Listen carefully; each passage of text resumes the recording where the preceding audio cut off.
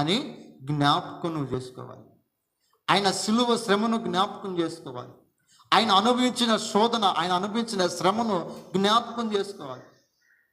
జ్ఞాపకం చేసుకోమంటే సంవత్సరానికి ఒకసారి వచ్చే శ్రమల దినాన్ని జ్ఞాపకం చేసుకోవడం కాదు. జ్ఞాపకం చేసుకోమంటే శ్రమల దినాలు వచ్చినాయి కదా, ఇక నుంచి మేము 40 రోజులు ఉపవాసం ఉంటామని జ్ఞాపకం చేసుకోవటం కాదు. ఆయన శ్రమను జ్ఞాపకం చేసుకోవాలి. ఆయన ఎందుకు గాయపరచబడ్డాడో జ్ఞాపకం చేసుకోవాలి. ఆయన ఎందుకు మరణించాడో జ్ఞాపకం చేసుకోవాలి.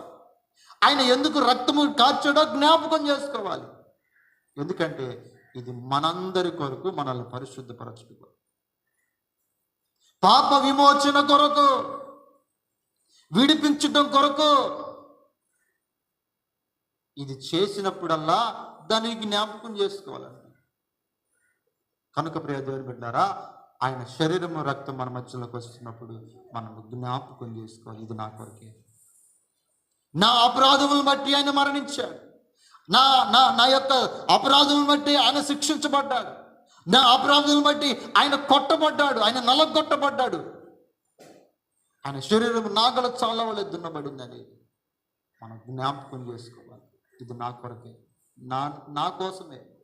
నేను చేసినటువంటి పాపములను బట్టి ఆయన శిక్ష అనుభవించాడని జ్ఞాపకం చేసుకోవాలన్న. ఇంకొకటి, ఆయన మరణమును ప్రచురపరచాలి, ప్రకటించాలి.